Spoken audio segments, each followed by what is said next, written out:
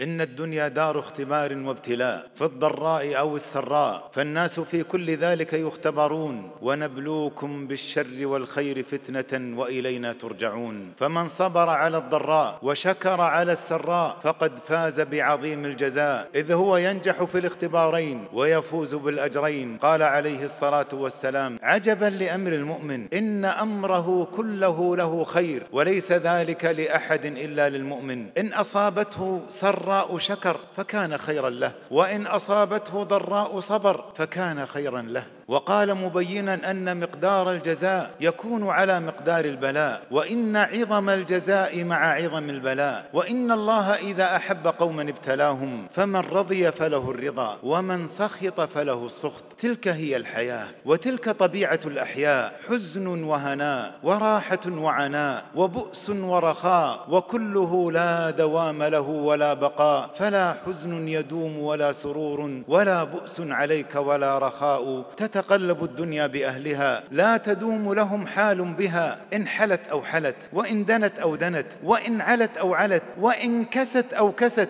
وكم من ملك رفعت له فيها علامات، فلما علا مات. طبعت على كدر وأنت تريدها، صفوا من الأكدار والأقذاء. إن أضحكت يسيرا أبكت كثيرا، وإن سرت أياما أحزنت دهورا. محن الزمان كثيرة لا تنقضي، وسروره يأتيك كالأعياد. إن الابتلاء للخلق سنة ماضية للحق، ليميز الكاذب من الصادق والمؤمن من المنافق. أحسب الناس أن يتركوا أن يقولوا آمنا وهم لا يفتنون، ولقد فتنا الذين من قبلهم فليعلمن الله الذين صدقوا وليعلمن الكاذبين. انظر حيث شئت من حولك، وتأمل من يحيط بك، سترى حيث توجهت زفرة حرا، أو عبرة تترى، أو مكروبا يئن، أو مظلوما يحن، أو مكلوما يتفجع، أو مريضا يتوجع. فتأس بسواك وانتظر الفرج من مولاك. يا صاحب الهم إن الهم منفرج،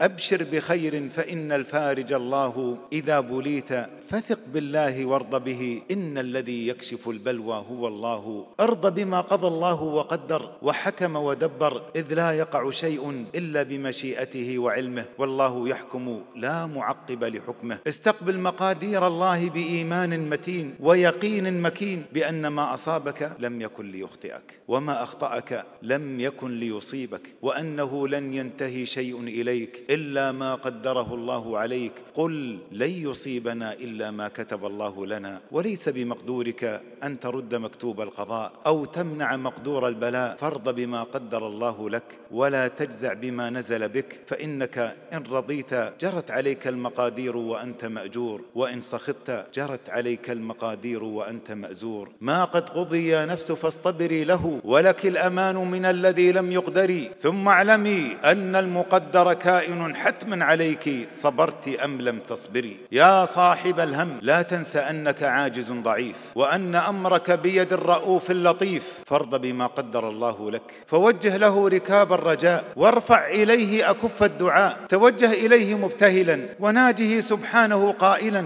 أنت الملاذ إذا ما أزمة أزمت، وأنت ملجأ من ضاقت به الحيل، أنت المنادى به في كل حادثة، أنت الإله وأنت الذخر والأمل، أنت الرجاء لمن سدت مذاهبه، أنت الدليل لمن ضلت به السبل. إنا قصدناك والآمال واقعة عليك، والكل ملهوف ومبتهل. إذا أصبت بمصيبة في الدنيا أو الدين فردد بثقة ويقين: إنا لله وإنا إليه راجعون. اللهم أجرني في مصيبتي واخلف لي خيرا منها، فإن في ذلك شفاء من مصيبتك، وخلفا عن رزيتك، واستقرارا لفكرك، واستنزالا لصبرك. فقلت للفكر لما صار مضطربا وخانه الصبر والتفريط والجلد: دعها سماوية تجري على قدر، لا تعترضها بأمر منك تنفسد. فحفني بخفي اللطف خالقنا، نعم الوكيل ونعم العون والمدد. قل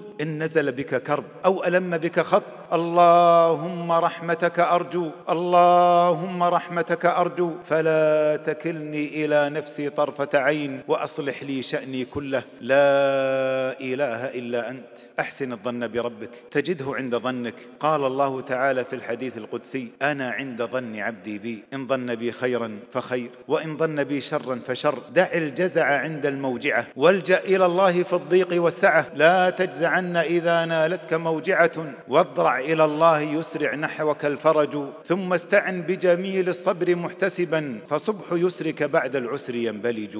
أيها المبتلى، لا تنس أن البلاء قدر محتوم ومعبر شاق، تعب فيه آدم، وألقي في النار إبراهيم، وأضجع للذبح إسماعيل، وألقي في بطن الحوت يونس، وقاس الضر أيوب، وبيع بثمن بخس يوسف، وأوذي موسى، وتآمروا على عيسى، وقتل يحيى، وأوذي محمد، وأنت على طريقهم سائر. فأشد الناس بلاء الأنبياء، ثم الأمثل فالأمثل. تعز بمن هو أشد بلاء منك، وتذكر لطف الله بك إذ هون عليك مصيبتك ولم يجعلها كمصيبة غيرك. رأى أحدهم رجلا فقيرا مريضا كفيفا مقعدا وهو يردد: الحمد لله، الحمد لله، الحمد لله الذي فضلني على كثير ممن خلق تفضيلا. فقال له: يرحمك الله، وبماذا فضلك؟ قال: رزقني لسانا ذاكرا، وقلبا خاشعا، وجسدا على البلاء صابرا. تذكر نعم الله عليك وإحسانه إليك لتعرف عطاءه لك ورحمته بك. قطعت رجل عروة بن الزبير، فدخل عليه ابن عطية يعزيه فقال له: قد أبقى الله عليك أكثرك،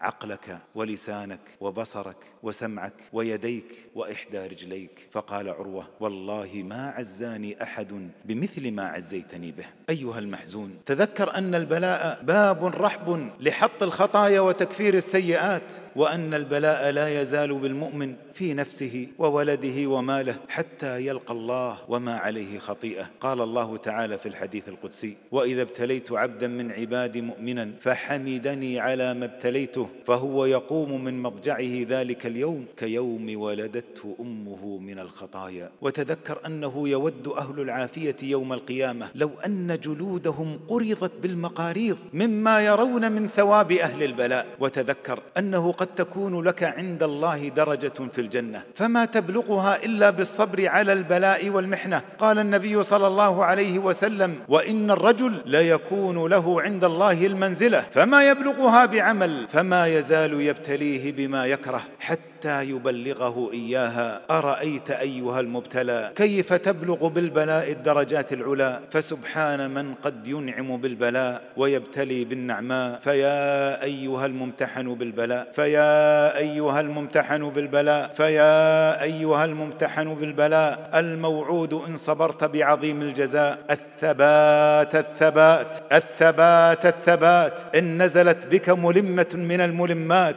فإذا ابتليت بمحنة فاصبر لها صبر الكريم فإنه بك أرحم، وإذا ابتليت بكربة فالبس لها ثوب السكوت فإن ذلك أسلم. لا تشكون إلى العباد فإنما تشكو الرحيم إلى الذي لا يرحم.